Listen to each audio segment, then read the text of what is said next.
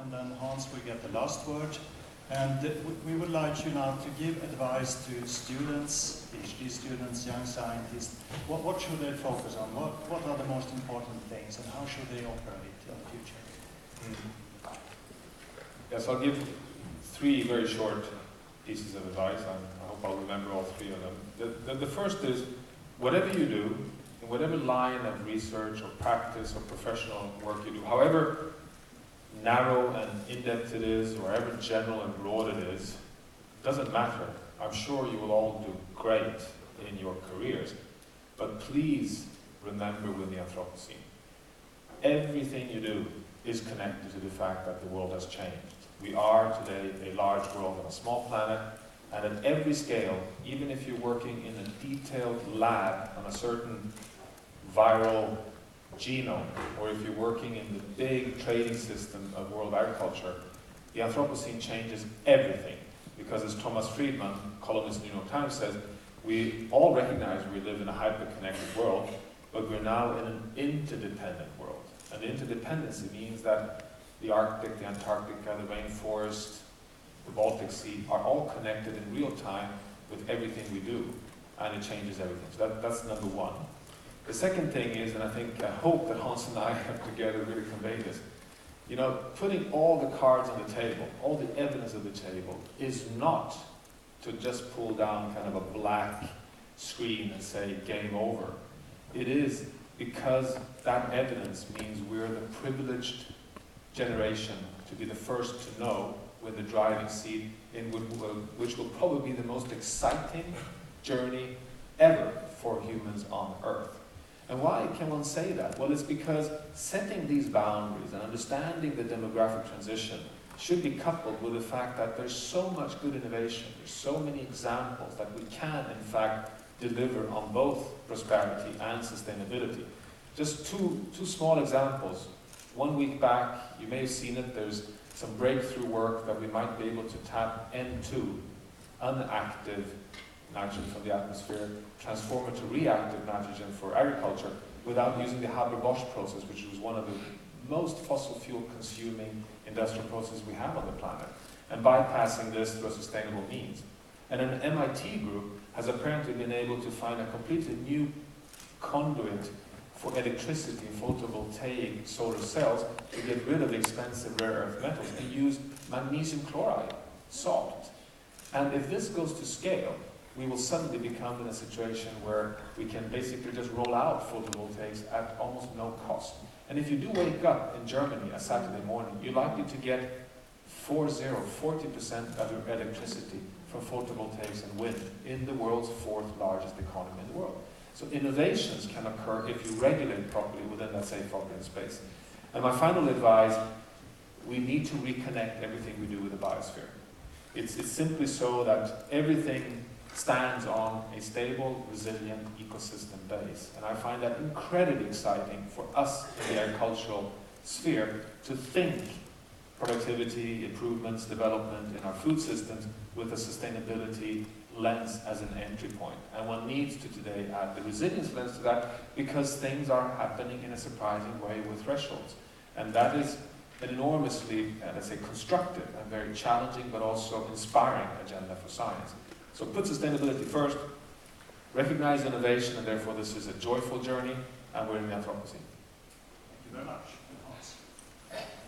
Learn from the best science institutions in the world what Discoveries is about. It's about independent universities, where researchers can pursue bold, new ideas and test things that no one has tested before. Don't listen to your supervisor, tell your supervisor.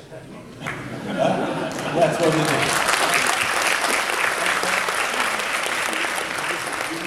Yeah, many students today. I stopped supervising.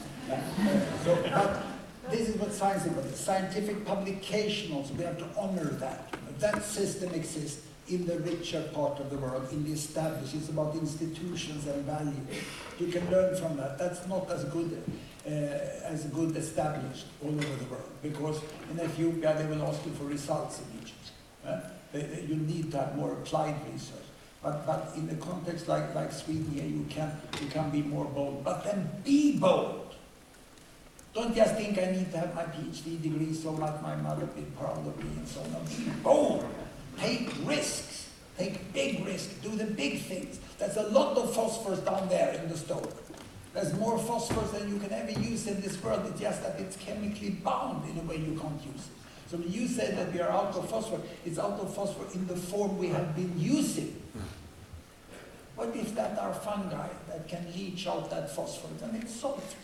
I think huge parts of this will be true scientific discoveries. True scientific discoveries which will not directly be commercially applied to earn money for an investor, but will provide a solution.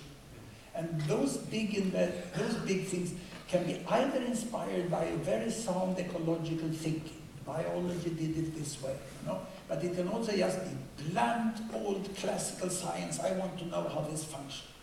I want to drive. Let yourself be driven of curiosity, not just of use. Yeah? The guy who discovered the sequences of genes didn't sit and think, how can I catch rapists? How can I catch men who rape women, you know, by testing genetically semen? He didn't want to solve the problem of rape. He wanted just to solve, how can I find out the gene sequence? He didn't think about it anymore. I defend, though I'm used so much, I defend basic science as it is. Then it's up to others to apply that in a clever way. Applied science is another step. Then it's up about people to make business, and others have to regulate how that business can work. There are different tasks. But especially when you are young, you should be bold. No one seems to get the Nobel Prize for anything any idea they got after the age of 35. Because then you get so many other responsibilities in life, so it seems that your creativity. So take those ideas you have and be very, very bold and think for yourself. And don't be too much limited about the general view of the world that you hear in the rich end of the world. Use these universities for your own sake. The old West, West Europe and North America, are limited in their thinking by a toxic combination of arrogance and ignorance.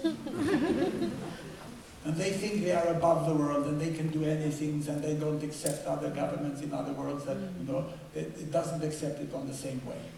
And don't try to change them. It's too, you waste your life on that. Just find it out. Use them instead. Use them instead. And because their institutions are great. You see, the attitude like this is a problem, and it's our task. It's our fault if they don't know, and your fault. It's our fault that the students don't know. These results cannot exist if I come back 1 year later. Because it's very easy to teach these things. So this is, be very, very bold and risk. Risk that, you'll get a PhD, that's just paper. That's not important. The important thing if you discover something. And if you find out a new solution. And this can be in economics. It doesn't have to be in science. It can be in economics. It can be in regulations, how things work. How is this value system?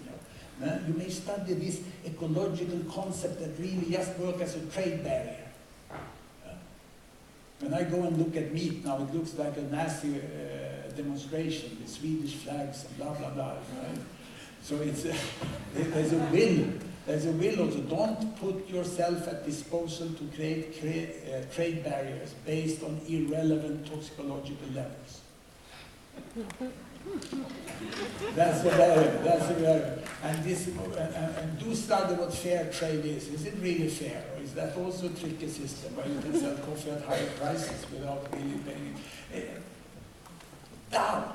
Stand out of yourself. Think for yourself. Good luck.